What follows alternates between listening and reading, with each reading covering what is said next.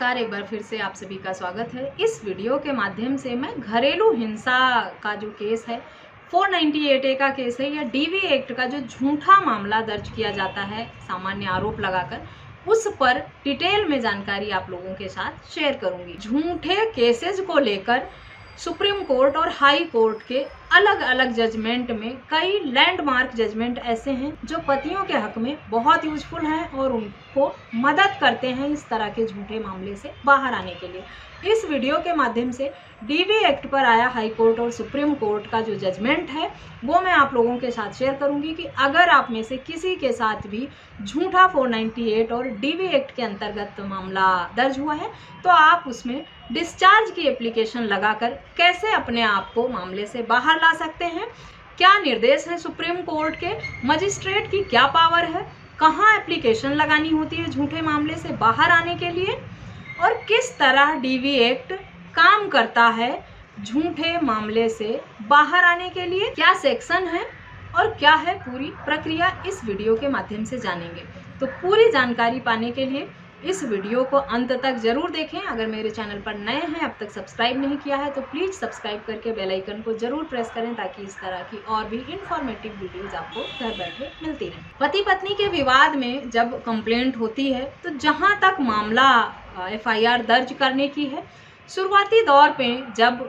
मामला दर्ज किया जाता है और आईओ के पास मामला होता है, ड्यूरिंग द इन्वेस्टिगेशन ये पाया जाता है या आईओ को ये लगता है कि जो भी परिवार के सदस्य रिश्तेदारों का नाम इसमें बेवजह जोड़ा गया है, उनका कोई लेना देना नहीं है, आना जाना नहीं था, वो दूर रह रहे थे, अलग रह रहे थे इन लोगों से, ऐसे ही उन्हें परेशान करने के लिए, प्रताड़ित करने के लिए उनका नाम शामिल किया गया। तो आईओ को ये राइट है कि वो ऐसे लोगों का नाम हटा सकता है मामले से। लेकिन अगर आईओ द्वारा नहीं हटाया जाता है तो चार्जशीट फाइल होने के बाद डिस्चार्ज की एप्लीकेशन कोर्ट में लगाई जा सकती है। मजिस्ट्रेट कोर्ट में किसी भी आरोपी द्वारा डिस्चार्ज की एप्लीकेशन लगाई जा सकती है। टीवी के केस में, घरेलू हिंसा के केस में कोर्ट द्वारा सभी आरोपियों को नोटिस जारी कर दिया जाता है। नोटिस होने के बाद जब आरोपी कोर्ट में प्रेजेंट होते हैं और अपना पक्ष रखते हैं, आरोपियों के कोर्ट में प्रेजेंट होने के बाद,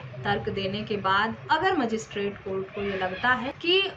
इस मामले में डीवी का केस नहीं बनता है, ग्राउंड नहीं बनता है डीवी केस फाइल होने का, ऐसे ही आरोप लगाकर मामला दर्ज कराया गया है, तो मजिस्ट्रेट कोर्ट को ये पावर है कि डीवी की प्रोसीडिंग को रिवोक करने का या पूरी तरह से ड्रॉप करने का भी हक अधिकार है। यानी अगर पत्नी ने झूठा मामला दर्ज भी करा दिया है आपके ऊपर आरोप लगाकर और कोर्ट में प्रेजेंट होने के बाद आपने ऐसे तर्क दिए, ऐसे तथ्य दिए कि डीवी का केस बनता ही नहीं है, इसमें पत्नी ने सिर्फ ऐसे ही आरोप लगाकर मामला दर्ज करा दिया है, तो मजिस्ट्रेट को ये पावर है कि वो इस केस को खत्म कर सकता है या जिन लोगों का नाम अननेसेसरी रखा गया है उन्हें हटा भी सकता है या पूरी प्रोसीडिंग को भी खत्म कर सकता है डीवी के मामले के। इसी तरह का एक मामला जम्मू एंड कश्मीर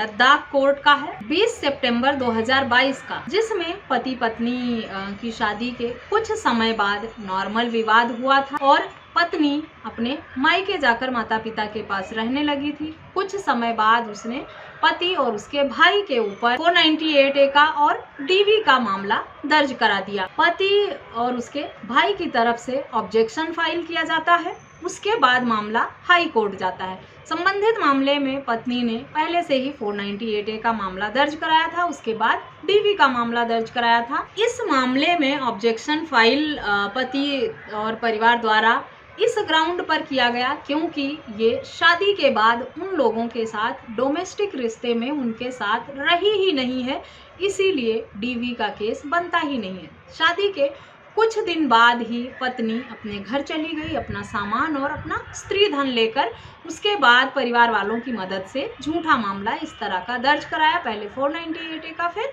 डीवी का कराया। पति ने इस मामले को क्वैश करने की मांग की, ये कहते हुए कि जब ये हमारे साथ डोमेस्टिक रिश्ते में रही ही नहीं है, परिवार के बीच में रही ही नहीं है, सदस्यों के साथ रही नहीं है, तो डोमेस्टिक वायलेंस का केस बनता ही नहीं है, कोई ग्राउंड ही नहीं रहता है। जैसा कि बहुत नॉर्मल सी बात है कि लोअर कोर्ट में सुनवाई होती नहीं है, मामला हाई कोर्ट पहुंचा। हाई कोर्ट ने देखते हुए सारे तथ्यों को, तर्कों को, ये कहा कि सिर्फ 498A का मामला पहले से दर्ज है, एक क्रिमिनल मामला कि इन लोगों ने प्रताड़ित परेशान किया है। इस ग्राउंड पर ये नहीं कहा जा सकता कि इन्होंने डोमेस्टिक वायलेंस भी किया है। ये दोनों केस अलग अलग हैं। 498A एक अलग सेक्शन है और डोमेस्टिक वायलेंस अलग, और दोनों अलग अलग तरीके से काम करते हैं, दोनों अलग नेचर के मामले हैं। इसीलिए एक क्रिमिनल मामला अगर पति और ससुराल के खिलाफ दर्ज है तो उसका ग्राउंड बनाकर दूसरा इस तरह का मामला दर्ज नहीं कराया जा सकता, क्योंकि 498A में क्रूरता हुई है, इसलिए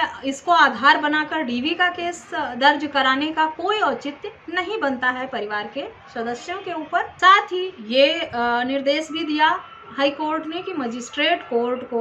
मजिस्ट्रेट को ये पूरा पावर है कि सुनवाई के दौरान अगर उन्हें लगता है, जब आरोपी कोर्ट में आते हैं, कि इस तरह का मामला झूठा दर्ज कराया गया है और वो इस बात को साबित कर ले जाते हैं, तो वो चाहें तो इस मामले को रिवोक कर सकते हैं या पूरी कार्रवाई को रद्द भी कर सकते हैं। ये पावर मजिस्ट्रेट कोर्ट को है। तो ये बातें ध्यान रखने योग्य हैं कि 498A पहले कराकर अगर पत्नियां डीवी कराती हैं तो आप इस तर्क को दे सकते हैं कि क्यों एक मामला दर्ज हुआ है, उसी आधार पर ये नहीं कहा जा सकता कि 498 हुआ है तो डीवी भी किया गया है पत्नी के साथ। दूसरा, मजिस्ट्रेट कोर्ट को डिस्चार्ज करने के लिए पावर इस तरह से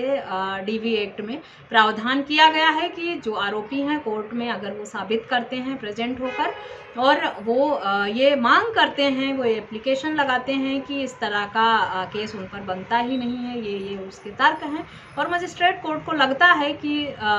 जो भी आरोपियों ने इस तरह के तर्क दिए हैं वो सही हैं, तो वो चाहें तो उस मामले को रद्द कर सकते हैं या जिन लोगों का नाम चाहें वो हटा भी सकते हैं। इस लद्दाख हाई कोर्ट के जजमेंट में ये साफ शब्दों में कहा है। जजमेंट का लिंक आपको वीडियो के डिस्क्रिप्शन बॉक्स से मिलेगा और डिटेल भी वहीं से मिल जाएगी। इस मामले में लद्दाख हाई कोर्ट ने सुप्रीम कोर्ट के एक जजमेंट का हवाला देते हुए फैसला सुनाया। सुप्रीम कोर्ट का जजमेंट जो है कामाक्षी वर्सेस लक्ष्मी नारायण 2022 का मामला है। ये डीवी एक्ट में सुप्रीम कोर्ट ने ये निर्देश जारी किया था कि अगर मजिस्ट्रेट कोर्ट ने नोटिस भी जारी कर दिया है आरोपियों के खिलाफ मामला दर्ज होने के, लेकिन कार्यवाही को चालू रखने का, प्रोसीडिंग आगे बढ़ाने का कोई आधार नहीं है, कोई ग्राउंड नहीं है, ड्रॉप किया जा सकता है, रिवोक किया जा सकता है मजिस्ट्रेट को एप्लीकेशन देकर कि उनके खिलाफ इस तरह का झूठा मामला दर्ज हुआ है, ये ग्राउंड है और ये प्रूफ है उसके। अगर ये सब आप